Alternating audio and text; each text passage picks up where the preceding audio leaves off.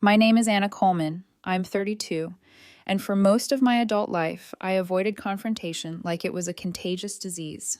I had convinced myself that peace, quiet, predictable, uninterrupted, was worth any small compromise, that keeping everyone else happy meant I'd be happy too. I had been living with my boyfriend, Evan, 30, for 2 years in the condo I rented long before he ever crossed the threshold. Evan was magnetic, chaotic, and endlessly charming, everything I was not. While I lived by schedules and lists, Evan thrived in spontaneity, in the thrill of the unplanned. At first, I found it intoxicating. It had a way of pulling me from my routines, making life feel larger. Over time, it also made me cautious, hyper-aware of small inconsistencies in his behavior. About 3 months ago, Evan decided to get serious about fitness. He joined an upscale gym downtown and hired a personal trainer, Lily, a strikingly attractive woman in her late 20s, full of energy and charm. I tried to be supportive. Really, I did. "That's great, babe. You'll crush it," I said, meaning it. I wanted to believe nothing could happen between my boyfriend and a woman whose job was to push him physically. But the reality was different. It started subtly. Lily's messages, innocuous at first, gradually became persistent. "Checking on your macros at 9 p.m. Great work today." Texts that made him laugh quietly while lying in bed next to me.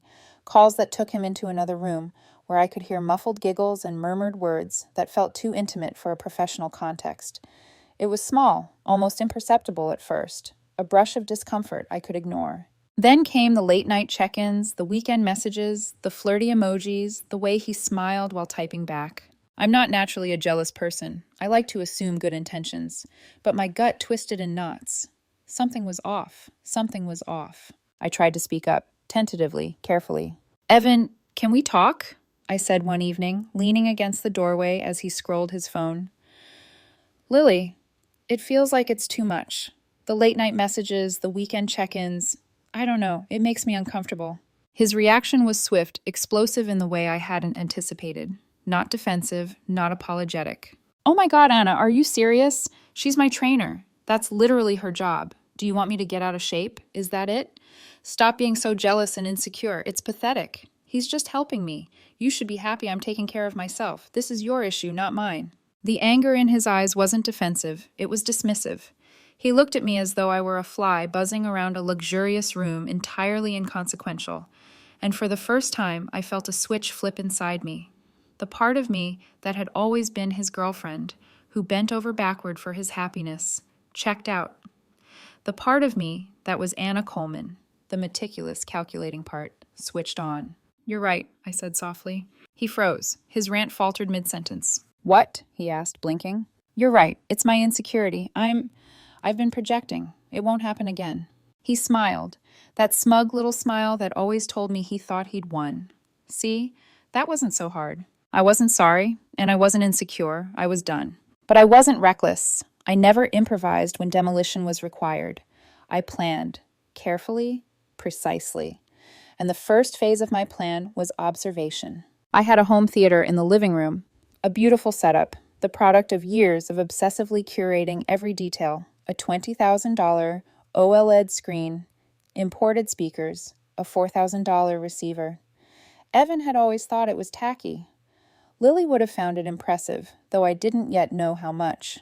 The next day, I bought a small, discreet security camera and installed it on the bookshelf, angled directly at the theater.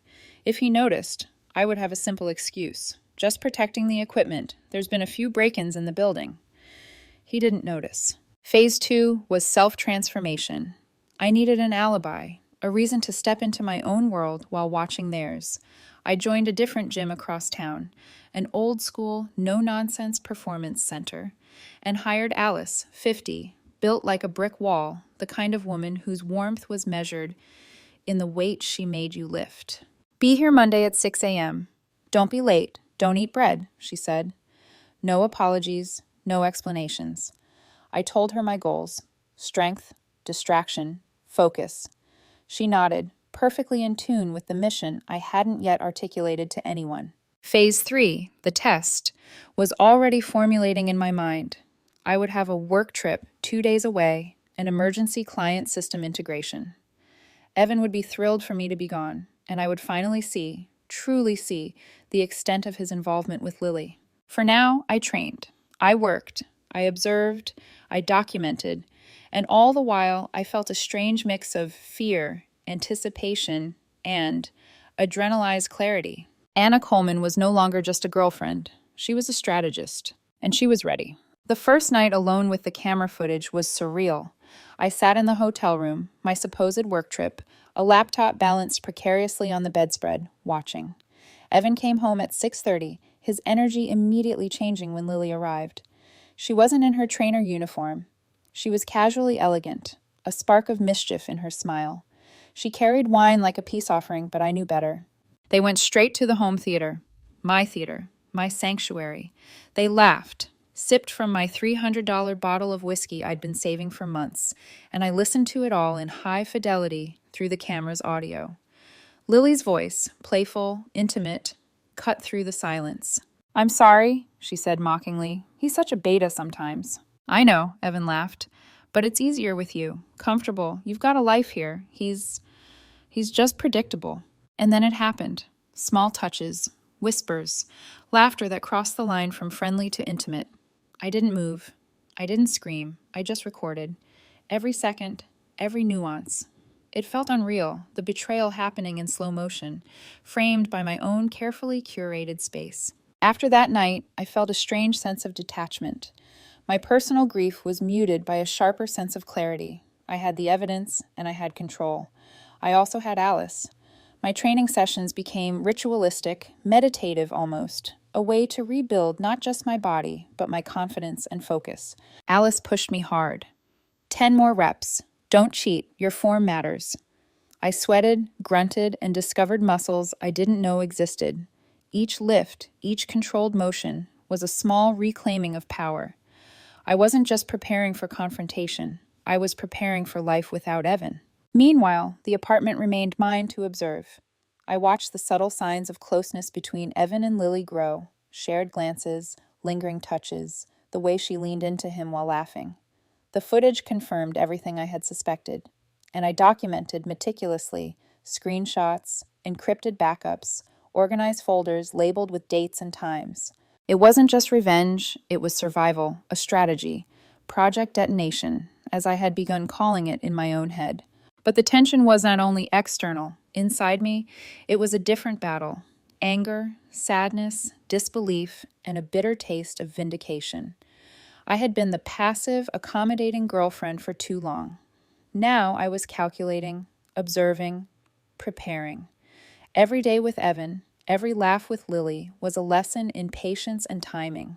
I also tested the waters with subtle changes. A mirror selfie at the gym, nothing overt, just evidence of my transformation.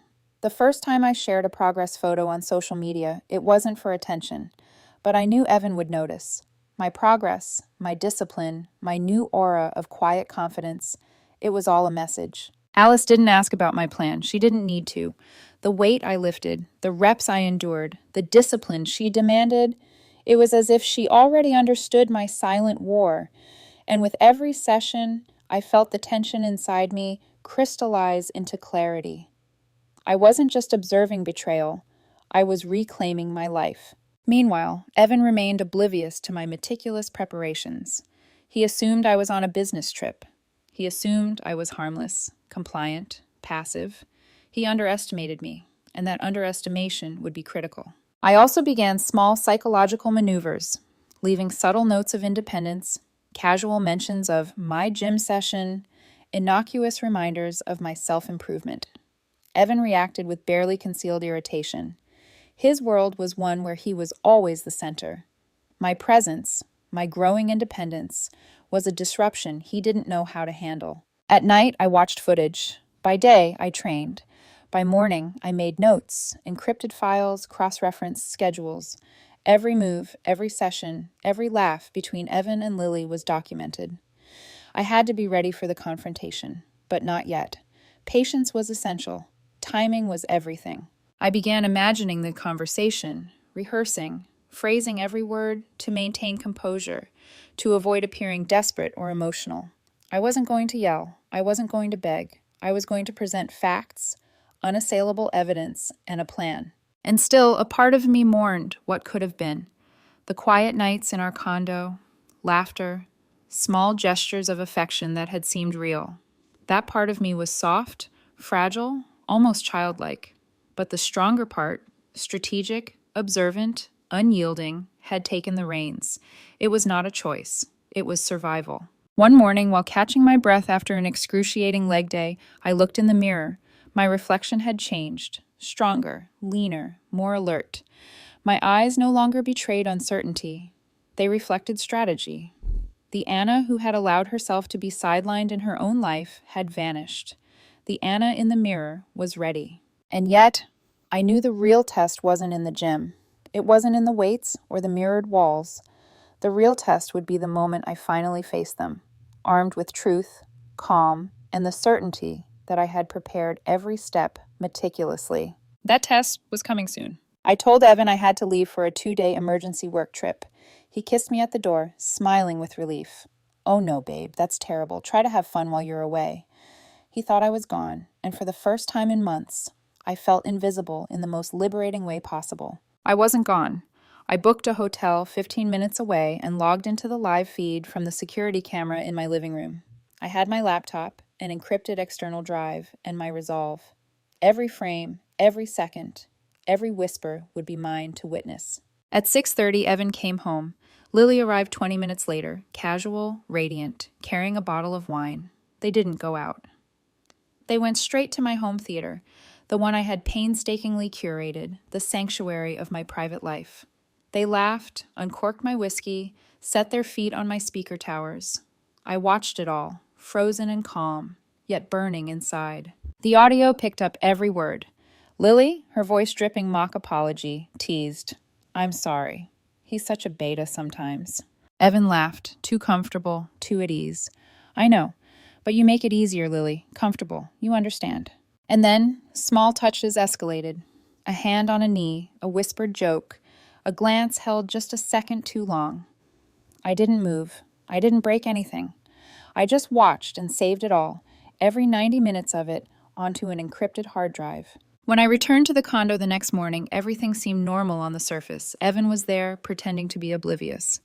"How was your trip?" he asked, feigning curiosity. I smiled, quiet, neutral.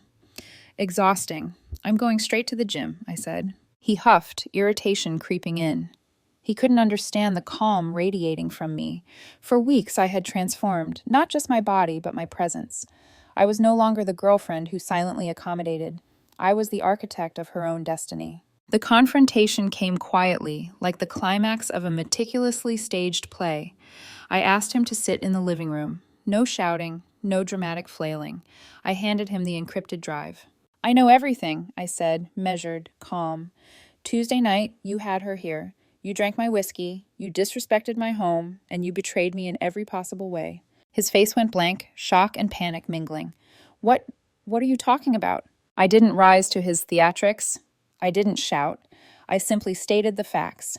Every video clip, every screenshot, every audio file. "I have all the evidence I need. You are no longer my boyfriend, and you will vacate my condo in 30 days. He spluttered, disbelief clouding his features. You can't just kick me out. I live here." "You are a tenant at will," I said evenly. 30 days notice, effective immediately. Your belongings must be removed by then. I've already spoken to Damien, my lawyer. Any attempts to contest this will fail. For the first time, I saw Evan not as my partner, but as a man cornered by reality he couldn't manipulate. Lily, if she had known about this confrontation, was nowhere in sight. The weeks that followed were a test of patience. Evan oscillated between theatrical apologies, feigned incompetence, and legal threats. He tried everything: begging, crying, calling friends, even involving his parents. I responded with calm precision. Every threat was met with documentation. Every demand countered with logic and legal grounding. He attempted a final gambit, bringing in his parents and a lawyer, claiming our 4-year relationship constituted a common law marriage. They demanded spousal support, half the condo, and compensation for the home theater I had designed and purchased. I smiled quietly to myself. They underestimated me, as Evan always did. Damien and I drafted a response. Anna Coleman is the sole owner of the property purchased prior to cohabitation. tenant at will, lawful notice served. All claims to property, including home theater, are invalid. Receipts, warranties, and installation documentation provided. Any attempts to remove or damage property will be considered theft. The final confrontation, legal, calculated, cold, broke their resolve. The eviction stood. The restitution for my damaged home theater was set. They had no leverage. I didn't revel in their loss. I simply reclaimed what was mine, what had been taken from me by betrayal and arrogance. And as I stood in my apartment, finally alone, I felt it. Silence. A quiet, potent, victorious silence. The betrayal, the lies, the manipulations, they no longer had a hold on me. Anna Coleman, 32, was free. I didn't just survive. I had rebuilt the rules, the boundaries, the life I deserved. And though scars remained, memories, emptiness, lost trust, I had won in the most definitive, cinematic way possible. The dust settled slowly, but the silence was deafening. For weeks, my condo had felt like a battlefield, every corner holding memories of betrayal, deceit, and manipulation. The scratches on the walls, the displaced furniture, even the faint scent of whiskey lingered, as reminders of the storm I had weathered. Evan and Lily had been served. The law was clear. My home theater, my sanctuary, was accounted for. The restitution was agreed upon, signed, and legally binding. The total damages, including the replacement OLED, receiver, and stands, amounted to $9,200. It was a number, a figure, but also a symbol, proof that meticulous planning, patience, and unyielding resolve could restore balance in a world tipped by betrayal. Even so, the emotional aftermath was more complicated. I didn't feel triumphant in the way one expects from revenge fantasies. There was no jubilation, no gloating. Instead, there was clarity, relief, and an almost sacred sense of ownership over my life. I had been wronged, yes, but I had acted with intention, and in doing so, reclaimed the parts of myself I had let slip away. I continued my sessions with Alice, each lift and repetition reinforcing a deeper truth. My strength was not just physical, but emotional. With every squat, every press, every bead of sweat, I shed the weight of betrayal, insecurity, and compromise. I discovered muscles I hadn't known existed, and simultaneously, facets of my personality I had buried. Resilience, strategic thinking, and unflinching self-respect. The community around me began to shift too. Alice, once just a trainer, became an ally and a friend, a figure of support who reminded me that loyalty, integrity, and strength could exist outside the confines of romantic relationships. She pushed me harder than anyone ever had, not out of malice, but out of belief that I could be stronger, faster, and unshakable. I also redefined boundaries in subtle ways. I declined invitations, ignored messages, and curated my own space and time. No longer did I adjust my schedule to accommodate someone else's whims. My condo was mine again, every corner reclaimed, every object returned to its rightful place. The scratches and scars from betrayal remained as reminders of what I had endured, but they also became symbols of survival and resilience. And then, quietly, I began to rebuild.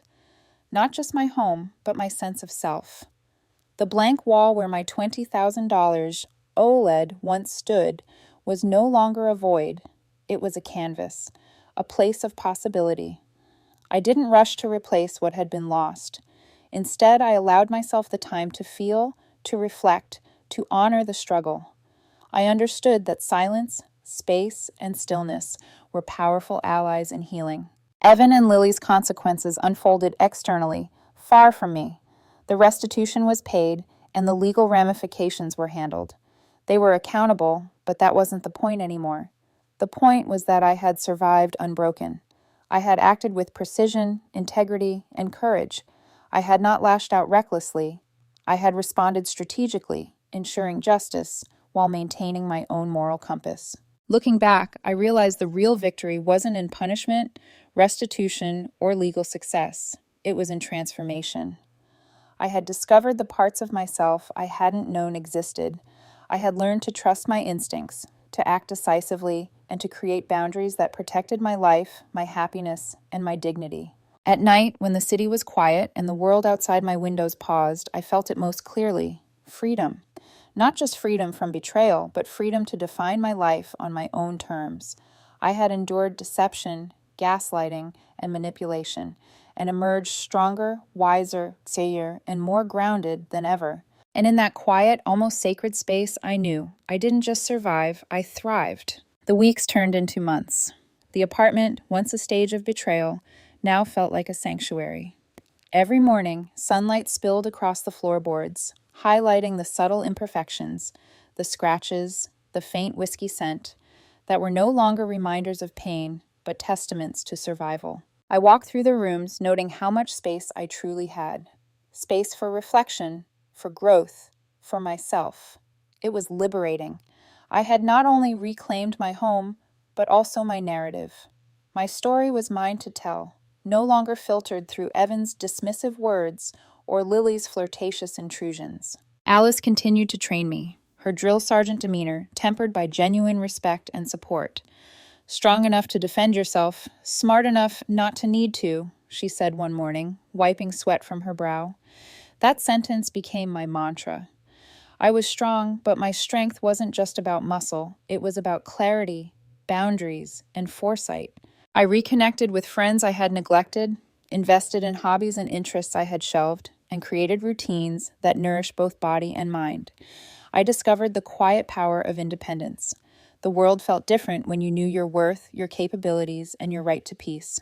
The legal and financial matters were settled.